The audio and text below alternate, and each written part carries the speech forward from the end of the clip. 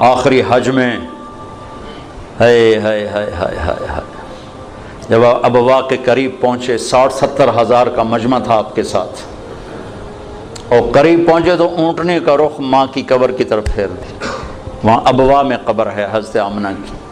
سن 2000 میں گیا تھا، تو میں وہاں اس جگہ، وہ آدمی جا تو سکتا نہیں، کوئی رہبر ہو تو جا سکتے ہیں، تو اللہ نے ایک رہبر ٹکرا دیا تھا، تو میں وہاں پہنچا تھا۔ زندگی گزری سفروں میں، ایسا سفر کبھی نہیں کیا۔ بیت اللہ کے اندر 2 دفعہ گیا، وہ کیفیت نہیں بنی جو حضرت آمنہ کی قبر پہ بنی۔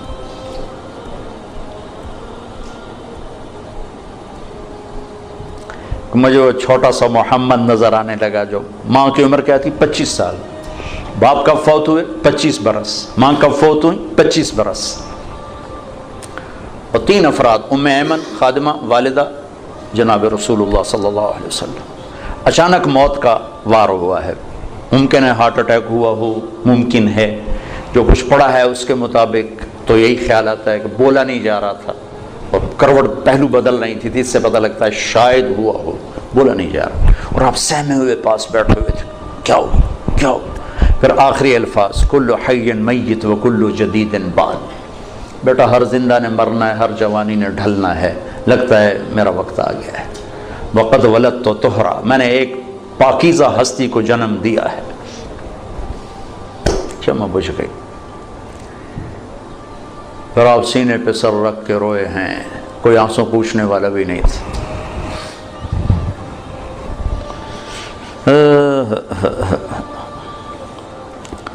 پتھر جوڑ کے وہاں نیچے اترے تو آپ پھر بھاگ کے اوپر چڑھ گئے۔ پہاڑ ہے اتنا اونچا، اس سے تھوڑا سا اونچا ہے، پھر اوپر چڑھ گئے۔ ام ایمن پیچھے پیچھے دوڑی، تو اب ماں کی قبر سے لپٹ کے لیٹے ہوئے تھے ایسے۔ اور جب قریب آئیں تو آپ کہہ رہے تھے، اماں تجھے تو خبر تھی تیرے سوا میرا کوئی نہ تھا، مجھے چھوڑ کے تو کہاں چلی گئی۔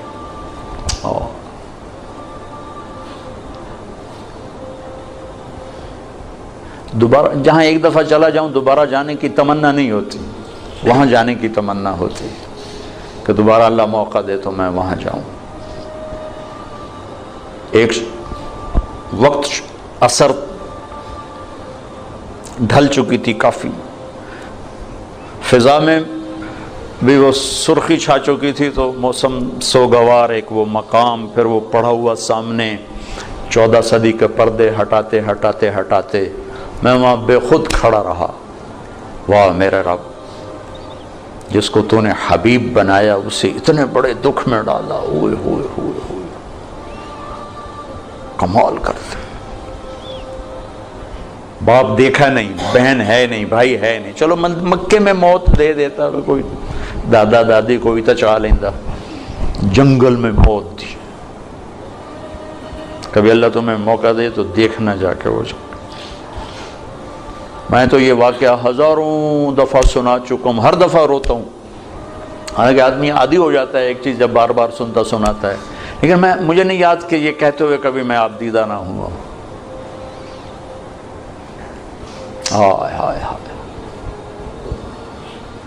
تو ایمن نے اٹھایا، بیٹا اٹھو، کہا نہیں میں نہیں جاؤں گا، مجھے ادھر ہی چھوڑ دو،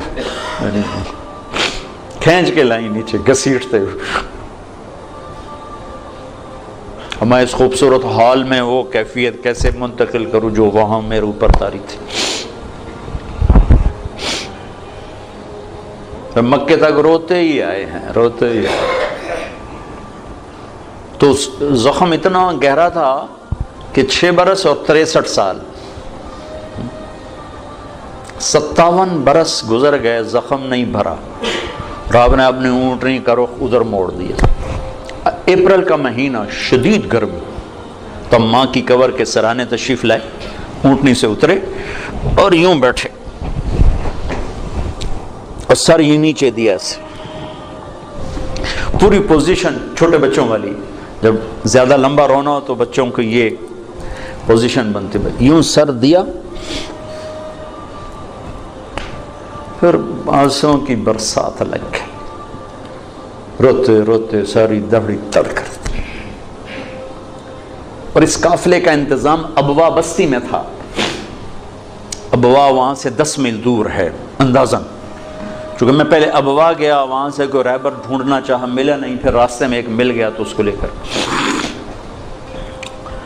تو پھر آپ نے فرمایا کہ میں ادھر ہی آج قیام کروں گا۔ وہاں نہیں گئے جہاں سارا انتظام تھا ٹھہرنے کا، ماں کے سرانے رات گزاری ہے۔